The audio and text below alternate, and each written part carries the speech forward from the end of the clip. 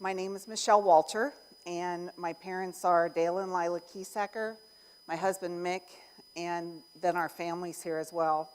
So I just want to thank you guys for letting us tell our story. It's a long one. It started in 1955, so that was 70 years ago, and I promise that I will not go through this year by year or we'll be here all day. So that's Dale in 1955. He had some really good teachers in FFA and his ag classes, and there's the beginning. A couple of sows that he was raising when he was in high school. This is Grandma's old chicken house, and there came a point when she was tired of raising chickens and capons, and so Dad decided he would turn that into his farrowing house, and so that's going to resurface again later. In 1958, Dale started farming with his dad, cattle and grain producers, and since Grandpa didn't like hogs, Dad did the hogs in addition to the grain and cattle. That's Dad and Grandpa's first planter, and it was a Dempster Lister that they turned into a planter, and I'm pretty sure we planted potatoes with that later on.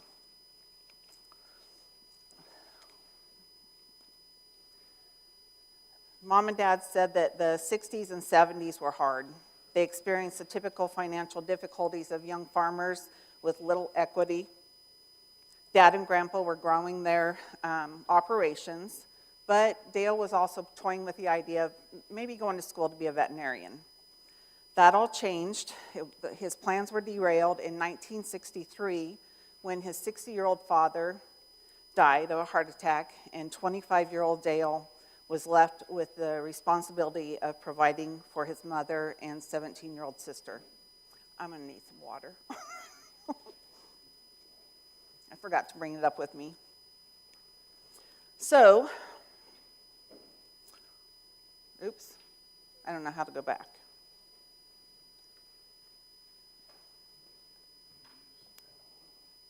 Okay, thank you. In 1964, Dale made the best decision of his life by marrying my mom. Then they moved to a house across the section from where Dad grew up on a parcel of land they had purchased, and they went into partnership with Grandma and continued to increase the hog operation while Mom worked as a lab tech in town. This was the first form of farrowing housing at what we call the main farm, and it was isolettes. That's me. In 1968, I was 2 years old and helping my grandpa feed the sows in the isolettes while he fed me sow pellets at the same time. I didn't hate them.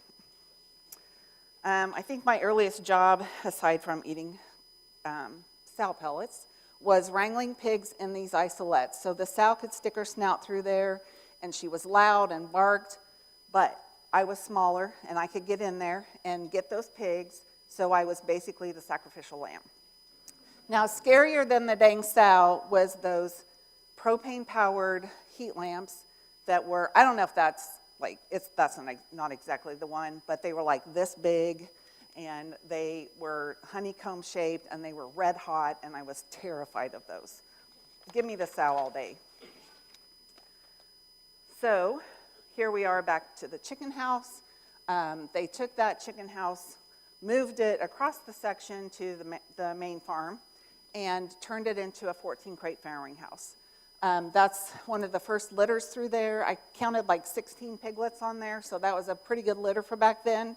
And if you notice, you can't see them very well, but the crate over, it was obvious that we were not familiar with all in, all out.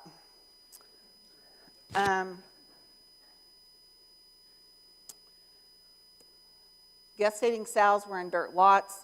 This was the form of feeding those gestating sows. You pulled the handle, the sows went in there. It was the most satisfying thing to me ever, was to those all sows lining up and then feeding them.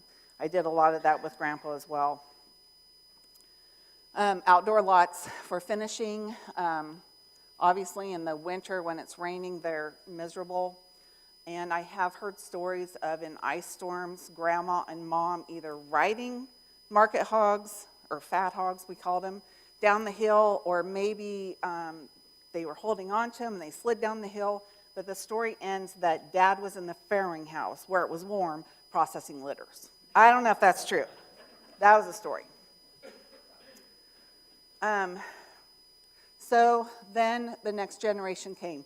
So Mom and Dad are generation 3. I'm Gen 4. And that's my sisters with me, Michele, Melissa, Melanie, and I'm the oldest of the 3. This is my sister Melissa. She's a resident of Laguna Hills, California.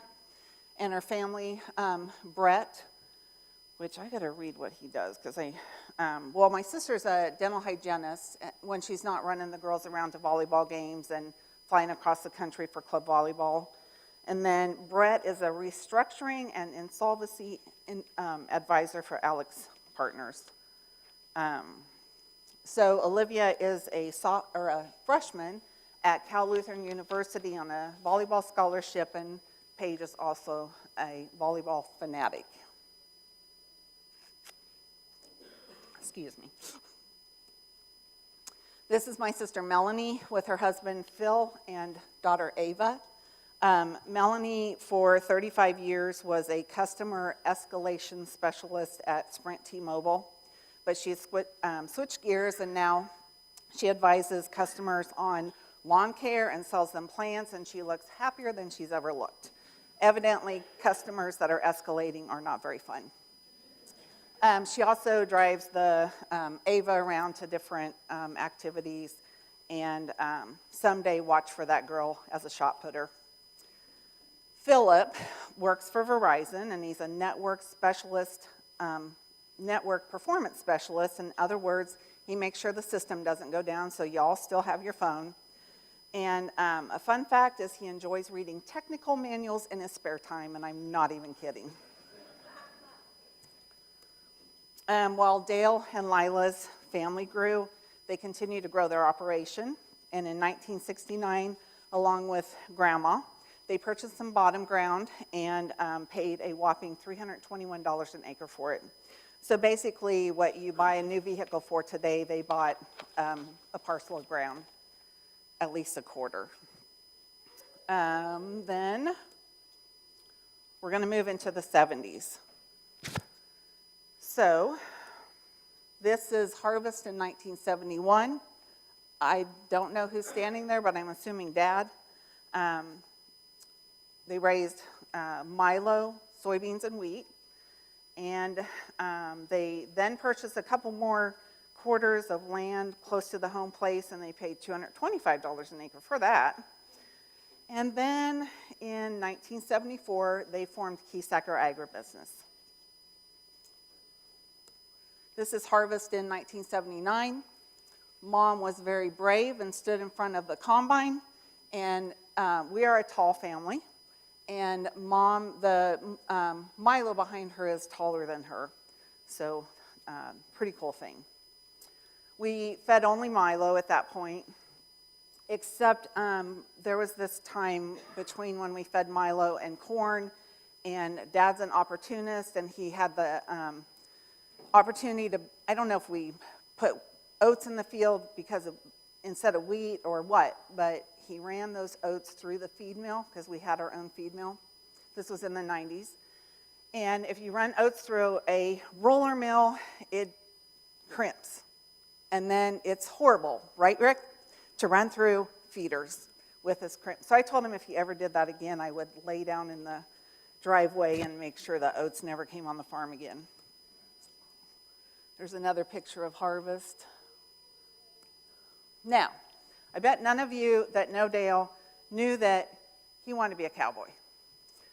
So this is Dad on the horse Champ, and he's wrangling some cattle. But that all changed when, let's see, it would have been the late 70s, early 80s. The cattle got out, destroyed the neighbor's landscaping. She was pretty particular about it. Destroyed neighbor relations, and so Champ was retired, the cattle went on, and Mom was not sad about that.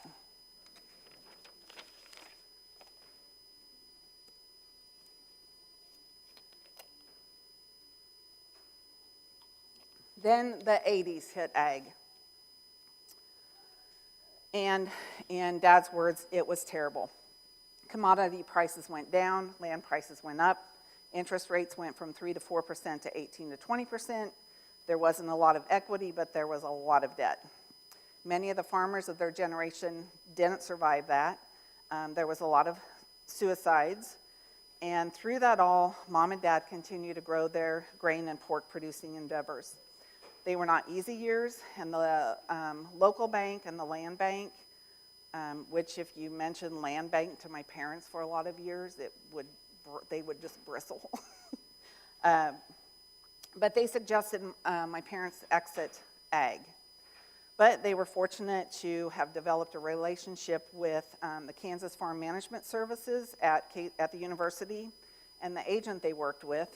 20 years later, at a farm show in Tulare, California, told Dad that he was that guy, and he went to bat for Mom and Dad to the banks and said, Keeseckers are a good bet. Let them keep doing what they're doing. And so here we are today. In the early, it might have been 1980 actually, and I found a note where Wayne Mashoff and Dale spoke at the Missouri Pork Conference, and their topic was survival in the 80s. We're still doing that. We're still talking about it. They went to 3 other conferences, or Dad did, talked with different people, or gave to different groups, talked about the same thing. Even through that, Mom and Dad added another 300 acres and continued to grow the hog operation. No-till farming. They decided to try their hand at this after Wendell Egerman from Clay Center, if anybody knows him. He was doing it and encouraged Mom and Dad to try it, so they went to a K-State conference and to learn about it. And the person giving the conference said, you guys should try this, but just do 40 acres back in somewhere, so if you fail, no one sees it. In true Dale and Lila fashion, they did 160 acres by a main road because they were going to make it work. They were going to make sure they succeeded. So the next year they planted 2 quarters, and that's all we do now.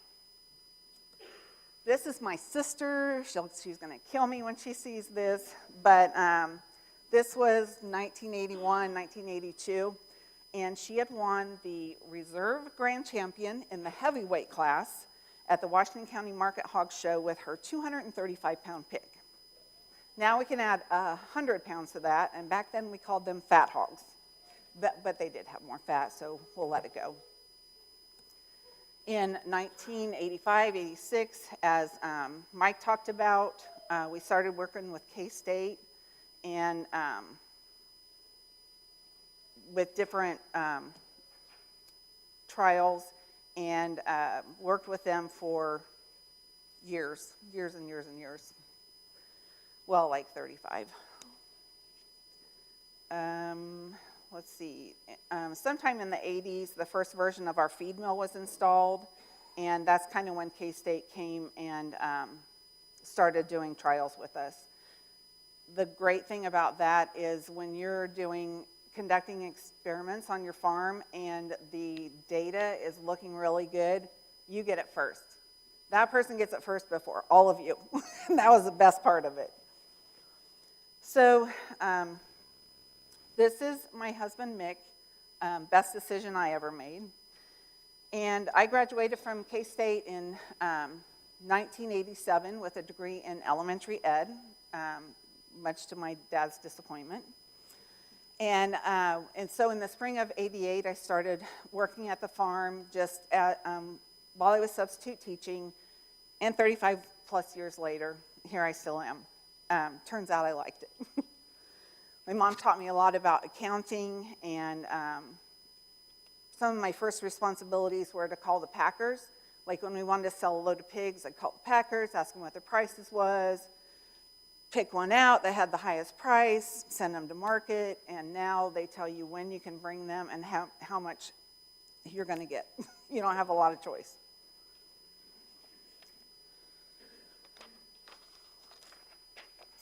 So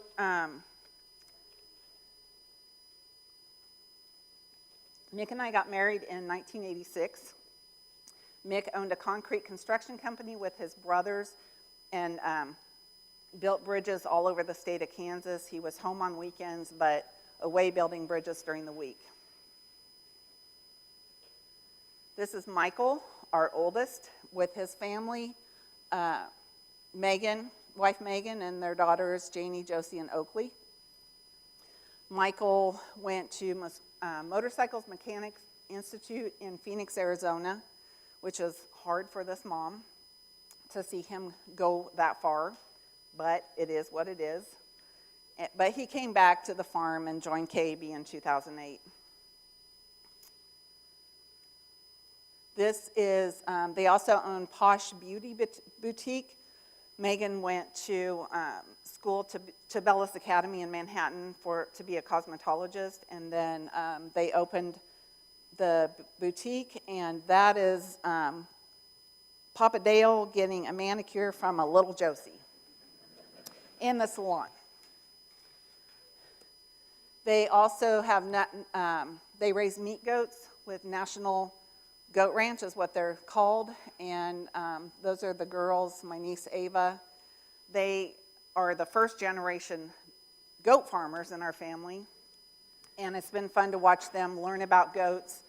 They put up a big barn 3 years ago or something. Most of the does are raised inside now, so that's been a lot better. It's a lot of fun too to watch the little girls bottle feeding. I've had plenty of baby goats bottle feeding them in my office while I was taking care of the girls. And at 6 years old, Josie was learning to bleed goats for preg checks, so she gets right in there. Megan was not a farm girl.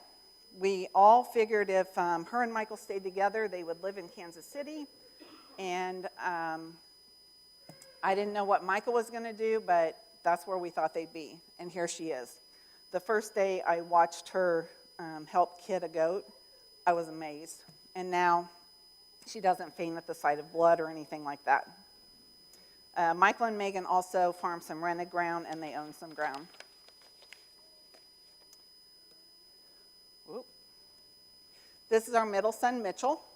Ivy and their son, Huxton, we call him Huck.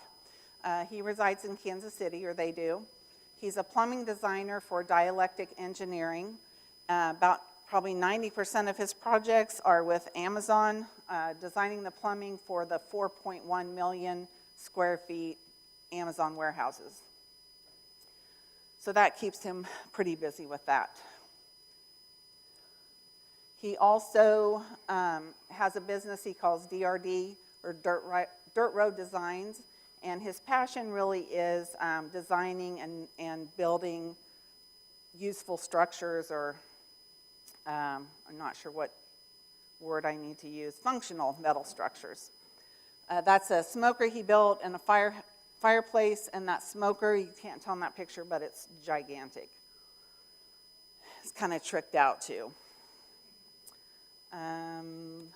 Ivy. Is a dog trainer and also boards dogs at their house.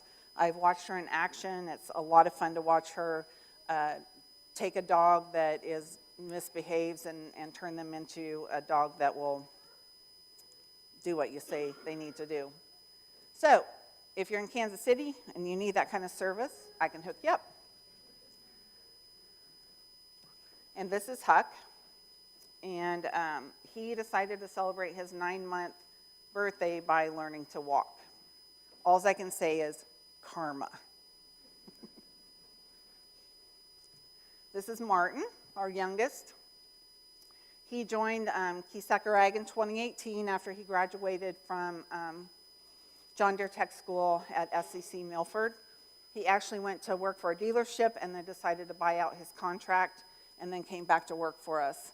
I have to say, the relief I felt for our second son to come into the business was immense, because I knew then Michael would have someone to work with and wouldn't have to make those decisions alone. Not that he always wanted to take his 10 or 9-year younger brother seriously about anything. I think he does now. Martin's main responsibilities are agronomy, maintenance, and of course John Deere troubleshooting and repairs. And some weeks he's under the hood of the combine more than he's in it running it.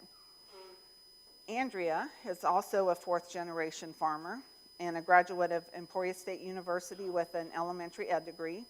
She teaches 2nd grade in Washington. Our school district was thrilled to have her join their staff. Our granddaughter is in 2nd grade, and Aunt Bea teaches 2nd grade. And I've asked her a couple of times, is Aunt Bea kind of a mean teacher? And she won't answer me. She's not a mean teacher.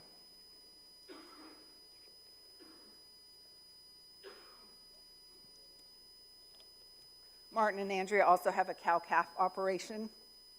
I've also taken great joy in watching Martin learn about cattle, because we weren't around cattle. His wife and her family are cattle producers, and so his father-in-law gets phone calls, and he asks Andrea too for advice, but I think mostly his father-in-law. And that's little Emma.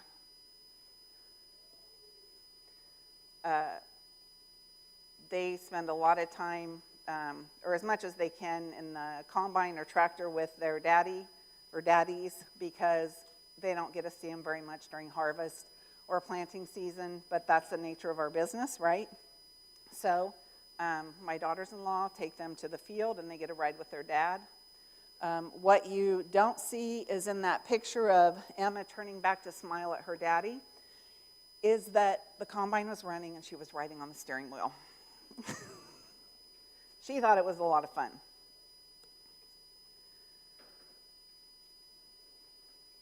So while Mick and Michele were having kids, KB continued to grow. Mick was still building bridges across the state of Kansas, and we just kept moving on.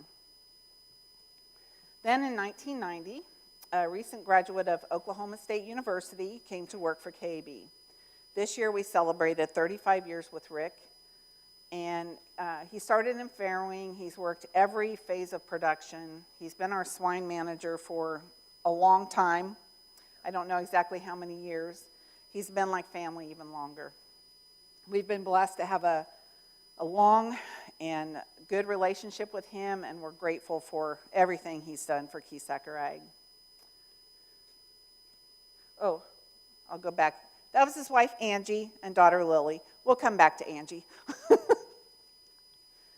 So one way that Rick knew that Dale and Lila were getting ready to expand the hog operation was Dale had Rick farrowing sows in every corner, every alleyway, anywhere they could stick another sow. And that's how they were able to finance the new construction. Now, this picture there of Rick, that's him when he's been told, we're going to breed extra and you're going to farrow everywhere. That was always how he looked. I'm in there. I got that. No, wait, it was that picture there. Again. No, he does a fantastic job. He has a memory like a steel trap, so I don't at all. So I can ask him questions and he can answer me like what happened when or why that happened. Angie is our groundskeeper. So she has this mini combine of a mower that she takes around to all the facilities and does all the mowing. She also worked with me in the office for several years. And then she left me to become a cosmetologist, and I'm still a little bit salty about it. But now she works as a pair at the school, does some hair too, and is also Rick's right-hand gal when it comes to curtain repairs. Oh, go back. Their daughter, Lily, she also has helped with a bit of everything at Keesecker Ag. She's worked in the office. She's processed litters with her dad. She's probably sorted some market hogs with her dad, moved sows, helped with curtain repairs. She's the other hand that Rick needs. She also teaches gymnastics, and our granddaughters think she is the real deal. She's a fantastic pole vaulter, like her dad, who had a record in Wynnewood, Oklahoma for pole vaulting. And she's about the sweetest girl you'll ever meet. 1990s. We had several construction projects. In the 90s, we put up a 504 crate gestation barn, more farrowing housing, a large shop, an isoween, a nursery grower at the sow site. And that was built to do research trials with K-State, and Pat Murphy was very instrumental in that, designing and ventilation and all that. Now, you might think that was a really dumb move to put a nursery grower on a sow site, but we didn't know any better. We had finishing pigs outside, so that's just the way we did it. All phases were on the same site. In 1981, 80% of our finishing hogs were in outdoor lots, but that was about to change. In 1992, 3MK Pork was formed, and 4 2,500 head finishers were constructed. The company was named for Michele, Melissa, Melanie Keesecker, 3MK Pork. We are shareholders with Mom and Dad. There was something else I was going to say about it, but that's gone. Then after researching dairy flush systems at the Tulare Farm Show, that system was adapted to the finishing barns to flush waste from a shallow pit into an 18-acre lagoon. That was the first time it had been used in the swine industry. And then 2 center pivots were used to dewater that lagoon. We had do have fiberglass towers on site to help with water pressure and also as a water reservoir. The barns are double-sided curtains with a ridge vent. In 1993, this kind of ties with that, Mom and Dad received the Environmental Stewardship Award, and that was the first year those were given out. That's Big 3MK, that's what we call it. Then in 1996, Mick and I purchased our first piece of ground for $554 an acre. Now you can take that times 10. And then in 97, we purchased another quarter, sold part of it to 3MK to put up 2 1,200 head barns. And they are constructed the same as Big 3MK, but with a pole plug. We call that Little 3MK. Also purchased almost 1,700 acres of land in the 90s. In 1998, we went back across the section to where Dad grew up, and that's called the Greenwood Place because when Grandma got remarried, that was her married name. So we went back across the section and put up 6 1,200 head nurseries. Finally, we have all the nursery pigs, all the finishing pigs off the south side. So I don't know how many of you remember split sex feeding or if you still use that, but in the 90s we were split sex feeding due to some trials, and we were split sex feeding. We had different rations for summer and winter. We were also using corn in our sow diets and nursery diets and Milo in the rest of the diets because we were still feeding predominantly Milo. So we had close to 1,000 different rations, and the mill managers were not fond of that system. That eventually changed. In 1998, after 12 years of marriage with Mick being home on weekends and gone during the week, he sold his share of Walter Brothers Construction and came to work with us at Keesecker Ag. That was a huge relief as well, because now I had someone that I could rely on that would be there with me, and he is, I wouldn't do this without him. With 9 and 5-year-old boys and another on the way, I was really happy to have him home. He's worn many hats at KB. Just a little bit of everything he's done. He's our master organizer. He's the planner. He's the forward thinker. He's hauled 10 million bushels of grain. He doesn't make rash decisions like his wife. He always stops to consider the consequences. He also keeps Michele mostly centered and mostly on track. And KB wouldn't be the same without him there. He also, the vehicles after he came got regular oil changes. That was pretty big too. He kept us organized. This is our granddaughter Josie, and she was quite upset with her Mick, as they call him, for coming in and getting the floor dirty, and she had to remop it. All the office babies, which is what we call the granddaughters, because they would spend about the first year in the office with me.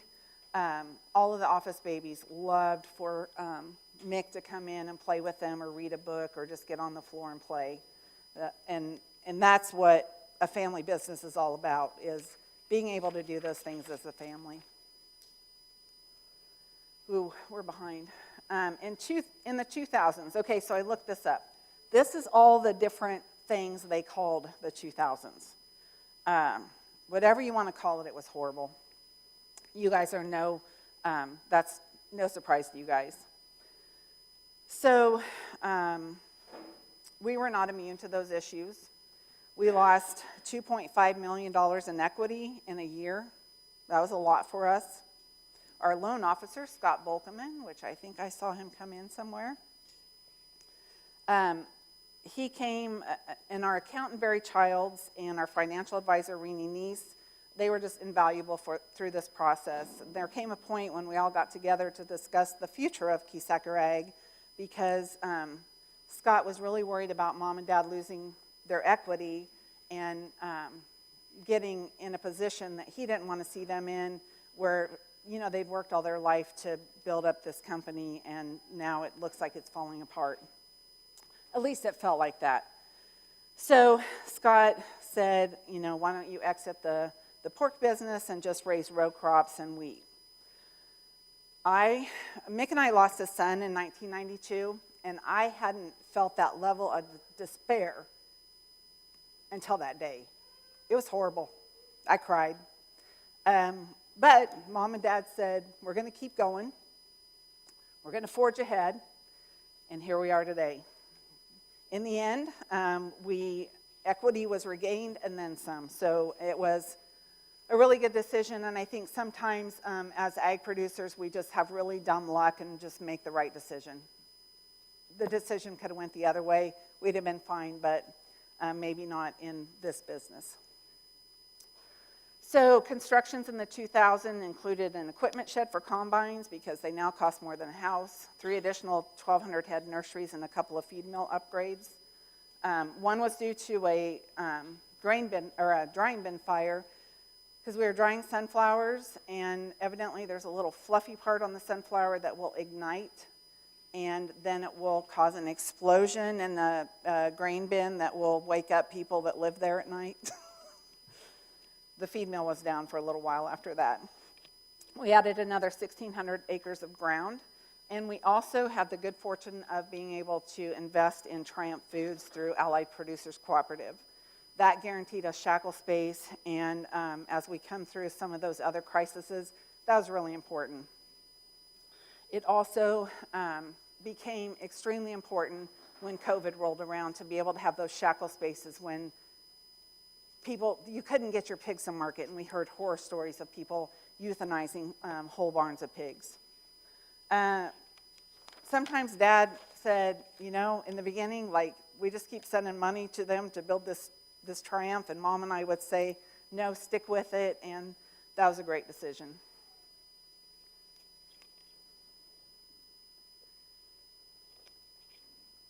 Oh, I keep forgetting to, So Michael came on board in 2008, and I wanted to show you this because he's so gifted that at I don't know, he's probably 2, he was reading John Deere manuals upside down. We knew he had a future in ag. The boys didn't have a lot of experience with farming because Grandpa usually had them in the motorcycle shop doing something. So when he got done with school, came back to the farm, he had some learning to do. He didn't read a book in high school, I don't think, or grade school, but he became a voracious reader to learn about ag and farming, and that was a lot of fun to watch. So, Easter weekend of 2014, we got PED. Y'all know what that's like to have PED. Then in 2019, when COVID rolled around, I got really worried, like we all were. Like, it was a very scary time. And I, first of all, Megan's pregnant, and I'm scared to death that something's going to happen to the baby or to our other granddaughters or granddaughter. And I also got worried that COVID might pass to pigs because, they talked about this dog getting COVID. And so it really bothered me. It worried me. I didn't sleep over it. I got with Rick one day and I said, let's sell all the pigs we can. Whatever Triumph will take, we're going to sell everything we can. We're going to create a hole in finishing. That's what he did to the best of his ability, which was excellent. And he created a hole in finishing. That saved us. We didn't have to, I don't even know if we fed the cheap rations because we had that hole in finishing. We didn't have to euthanize pigs. We had some shackle space at Triumph, and it was kind of a fight to get in there sometimes too because of people not being at work, but that saved us. But then in 2020, which I'm going to go to next, we broke with PERS, so it was just kind of a back-to-back thing. Construction included a new isowine, a gilt developer, more farrowing. We added another 900 acres of ground between 2010 and 2019. The other really good thing we did was we would pile grain on the ground like this Milo here. I was terrified of that pile on the ground because all I could think about was geese flying over it. They were going to drop influenza on it. We were going to feed it to our pigs or drop PED, whatever it was, they would drop on it. So for years and years, this daughter begged for new grain bins for grain storage, but those parents of mine would not do it, even if I asked for it for my birthday. But eventually, I got new grain bins, or we all did. And so they're beautiful, aren't they? They're lovely. They hold, 168,000 bushels of grain. Much easier on my husband and the boys because they didn't have to pick grain up off the ground and run it through the dryer to recondition it, and it was a good deal. So in 2018, we got PED again, and 2018 was also when Martin came on board and started working with us full-time. Again, huge sense of relief. It's so satisfying to see Michael and Martin work together, to see my boys coming down with combines towards me. Pretty cool thing for a mom. So we got PED in 2018, and Martin's, he's in there with Rick and Michael and whoever, pulling dead pigs out. Depressing, and he said, why do you want to do this? Why do you want to raise pigs when they just die? They just choose to die. And I said, well, we've been through it before. We'll get through it again. We're really good at doing that. Next, let's see. Mick has always been in teacher mode with the boys. He taught them a lot about life in general, about taking care of equipment, about being organized, about looking forward. Took him out in the tractors and taught him a lot. Grandpa would take him out in the combines and teach them how to combine. And so, family. So, in November of 2020, we knew that PERS was in the area. Let me find my slide. There's Martin, sorry. I just keep talking and forgetting about this. My family will tell you that I don't hate talking. So, 2020 to present, I hate PERS. I was having some health issues. I was supposed to have a heart cath in Manhattan, but due to COVID, they were full of patients on the day I was supposed to go. Mick drives me to Topeka. I have a heart cath. They place a stent. We're on the way home from Topeka with my brand new stent, and Rick calls and says, the sows are sick. Was really glad I had a heart stent because I might have had a heart attack. It was awful. It was awful. And that was the beginning of our PERS journey. We hadn't had it for 15 years, but when we had it in the past, we knew what to do. We can move fast because we're small. We push things out. Rick knows what to do. Sometimes he doesn't even need Lisa's input or Dr. Steve's. He gets in there and gets it done. So we thought, okay, we got this. Well, next November, here we go again. Nasty November. Hate November. So our last 4 years have been dominated by a fight to eradicate that dang virus, but we'll survive. We have in the past, and we'll get through it. In 2023, we built 2 more 1,200 head finishers that we call mini 3MK original. We didn't have much choice because the finishers that we were renting were hit by straight line 100-mile-an-hour winds. We had a warm day, turned cold. The sides of the barn just caved in. Our truckers, Doug and Ben Schaefer, drove 30 miles an hour to get to the site.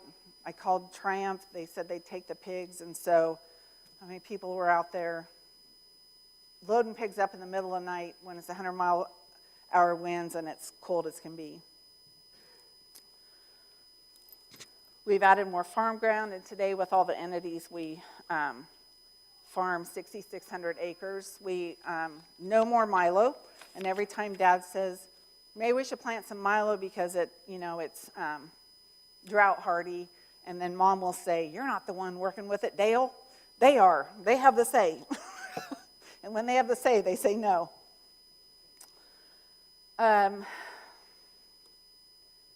So that's where we are today, 1,900 sows, cultivate over 6,600 acres of grain. We produce about 60% of the grain we need. So what's the secret sauce?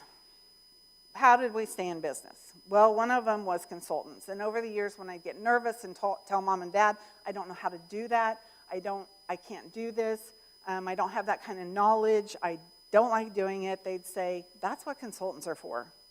And Mom and Dad were told the same thing years ago, that they were told, you don't have to be an expert in everything. Do what you like, do what you're good at, hire the experts, train in the areas you're not very good at, or don't understand, or don't like. So also, Mick got to listen to a lot of that. And so, he's been a great support. We've worked with a lot of wonderful consultants over the years. Their knowledge has been invaluable. They became friends. This is Gary Keeler, extension agent, local one. Also, he had the business called Kansas Gold, or he worked with that, and that was a great benefit for us. This is a picture in front of some solar panels that were installed on a farrowing house, and Mom and Dad won the 1980 Presidential Energy Efficiency Award and got to go to be presented that award by President Jimmy Carter for solar heating. So that was cool. Then more swine extension specialists, the swine team at K-State. What can I say more about them? We've worked with them for over 35 years. They conducted 28 experiments at Keesecker Ag over a span of 25 years. Experiments in all phases of production, weaning age, sow care in the farrowing, breeding, gestation, stocking density, genetics, market weights, you named it, they did experiments at our operation. My office team will tell you that when they come to me and say, ask me a question, I either say, ask Bob, ask Mike, or ask Lisa. Because generally they're the ones that have the answer to whatever they're asking. Mom and Dad worked with Dr. Steve Pullman for a couple of years when he was there. That was probably the first one they worked with at K-State. Then there's this guy, ventilation specialist extraordinaire. In addition to the swine team, Pat was integral to building design, waste management with center pivots, and especially ventilation. Then we have our vets. I'm sorry, Trevor, I don't have your picture up here. So Dr. Steve, what can I say about Dr. Steve? We worked with him for, 35 plus years, a long time, since I was in high school until he retired. We won't talk about how long that was. But Mom and Dad were told by a feedstuff salesman that they ought to go talk to this veterinarian named Steve Henry, and the rest is history.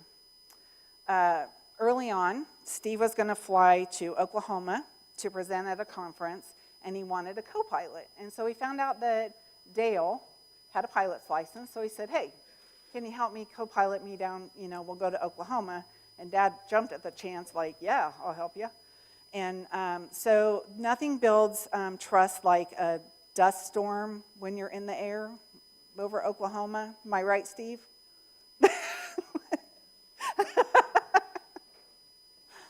Maybe you had more trust, or he had more trust than you did, maybe.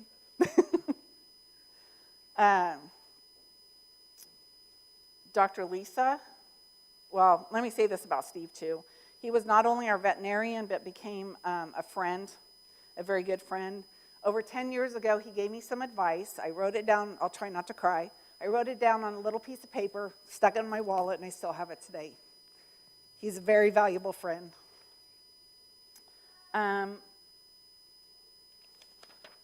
Then we've got Dr. Lisa. I know, Lisa, that's not a real becoming picture of you, but Lisa loved it when it was office baby day, because then that's, I believe, Janie on her lap. And speaking of Janie, she is now 4 years old. She thought she was coming to a concert and was sorely disappointed when Glenn got up there. Sorry, Glenn. Dr. Lisa's been our vet for quite a few years. I value her friendship as well. There was a period of time, still kind of is, when Lisa would call, like after 2020 when we broke with PERS, I'd see Lisa's name on my phone and think, do I answer it or not? So she had to start calling me with nice things, so I wouldn't always want to mute the phone when she called. Her friendship is something I treasure, and the team at Abilene has been integral in helping us through this PERS issue. And there's Dr. Megan. I don't know if you can read that. It says M&M Composting. We've got you covered. That stands for Megan and Michele. We were at a conference, and I don't know, got a little punchy. Our finance, Barry Childs, we worked with ever since, as long as I can remember. He's recently retired. But the one piece of advice he gave me that I've never forgotten is that when you do have to pay taxes, when you've had a good year and you have to pay income taxes and make these large tax estimate payments, he'd say, it's a situation, not a problem. I've never forgotten that. Have you, Mom? Mom hasn't forgotten that either. She was mad at Barry sometimes. Renee Neese, we started working with him, I think, in 2006. He taught me a lot about forecasting. Was another very important piece of the puzzle when we were deciding what we were going to do when things got bad. So I value their friendship as well. We text each other. We keep up with each other on Facebook. Usually I get a Friday call from Renee to check in. So.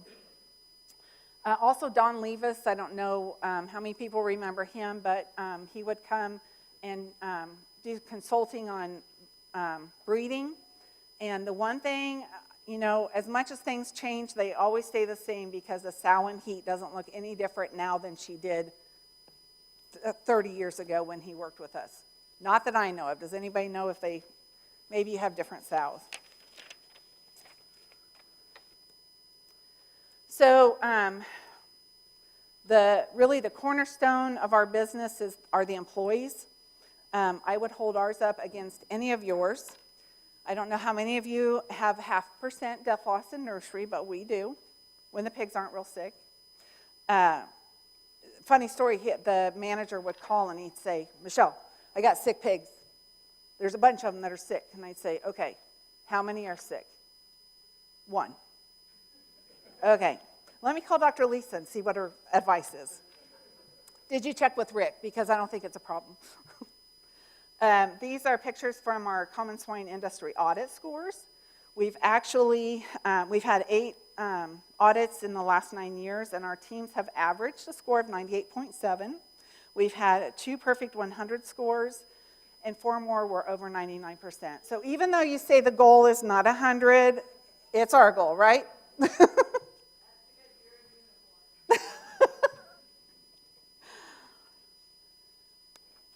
To say I'm proud of these people is an understatement, and this wouldn't happen without good animal caretakers. With audits, Lisa talked about everybody gets nervous at audits, and my philosophy with all audits, no matter what entity is coming in and auditing us, but especially for the employees with the swine industry audits, is let's just take this as a learning experience. We're going to learn something, no matter what, we're going to learn something. Even if we get a 100% score, we're going to learn something. So just go in with the attitude that you want to learn, and that has helped a bunch. In 2019, there's some more employees. In that guy down the corner doing this with the pig, I will not tell you his name, but he's the one that can get a 0.5% death loss. In 2019, we jumped on the opportunity to be a part of Classroom to Careers. I don't know if you guys have heard of it before, but it's a program aimed to educate students about local career opportunities. It occurred to me that even though KAB has been in the area for 50 years, a lot of people don't know us, don't know who we are, don't know what we do out there. So, and those young families are people that we want to work for us, we want to hire local talent. So we saw an opportunity to share our story and connect with future generations, and that's what that is. It's been a ton of fun. Obviously, we don't let them on the farm, but office staff goes in and does presentations with them, shows videos, answers questions. We had one little gal that is a farm girl, and she said, how many days does it take a sow to come back into estrus? I said, okay. She did not raise pigs, but she knew about animals. So we get to tell our story to them, and it exposes the students to us and who we are. Our community involvement with them is so much fun, and hopefully they will remember us in the future when they're looking for a job because they don't want to leave the area. Not all kids are cut out for college or want to go to college, and those are the people we're looking for because they're community minded and they want to stay in the community. We've also read to the students. We've been door greeters for Stand Up Against Bullying Week. Worked with a graphic design class on that first slide you saw of our business. So to wrap this up, because we're running out of time, who else would you want to stand by through thick and thin but your family? I'm not sure how Mom and Dad have thought about me being there for the last 35 years, hanging out with them, but I'm so blessed to be able to work with Mom and Dad Gen 3, Gen 4, well, I'll work with myself, I don't know, Gen 5, our boys, and hopefully maybe some Gen 6 out there. This way of life has allowed me to provide daycare while I work. There were days that it was really hard and I didn't know if I had the energy to do it, but I guarantee you on my deathbed, I will never regret having spent that time with our granddaughters and seeing their dads come in and get to spend time with them, and great grandma and grandpa. And grandma, as you can see in this photo, she's in there rocking a baby. She's also helped me feed bottle goats in the office. So I relied on my staff a lot to the point that Marla became Aunt Marla. So there's the real MVP, Lila. She would go to the field in a moment's notice, Didn't matter what else she was doing to work ground or whatever. She fed the hired hands, a full dinner at noon every day. She watched her grandsons full time. She worked whatever part of pig production Dad needed help in. She planted a huge garden and she canned all summer long. She worked a part-time job in town, and she helped me with the office babies. She did the accounting. She did everything. She would work back when Dad needed a part, and she would run to the field, see what he wanted, run to the parts store. Didn't have cell phones. Run back to the field and check, run back to the parts store. So why do we keep doing this? Well, we are eternal optimists, right? In this industry, if you're not an eternal optimist, you may as well get out. To me, this picture represents our belief that there is a pot of gold at the end of that rainbow once we get that grain in the ground, that the pigs will be healthy again, that the pig prices will go up again. We love seeing the satisfaction of a big litter of healthy pigs, or healthy pigs going to market, or a bumper crop of corn. That picture, a baby pig care gal sent that to me from the barn. She was so excited because she farrowed of 24 pig litter, 100% live born, no stillborns, no mummies. She was very proud of that. Yeah, they're not real big, but they were all spunky little things, and they made it. We are risk takers, we're risk tolerant, we're emotionally resilient, we're gamblers. We know how to take a shot of whiskey, or you better know how to take a shot of whiskey. We're problem solvers by nature, and there's always a problem to solve. We have love of the animals and the land. We have a desire to work alongside our family. We want to provide a legacy to future generations. Our persistent determination to provide for our nation and our families. So that's our why. I want to thank my parents, grandparents for keeping the farming legacy alive and allowing Mick and I to be a part of that continuation, and then Gen 5 to be a part of that, and hopefully Gen 6 too. I want to introduce my family real quick before I stop, because I'm sure you guys are starving. Dale and Lila, if you'll stand up. Dale and Lila.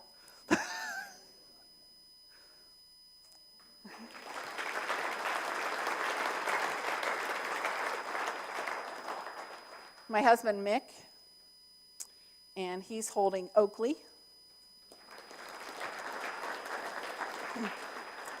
And then Michael, Megan, Josie, and Janie, if you'll stand up. Michael loves crowds. Our son, Mitchell, and Ivy, and Huck.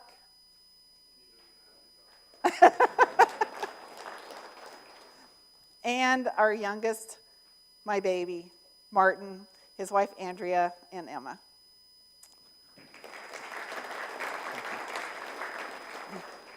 He loves it when I call him my baby. And last but not least, Rick and Angie. Stand up.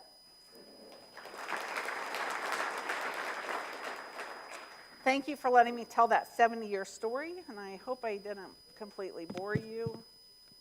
The end. Oh, we don't have time for questions, right?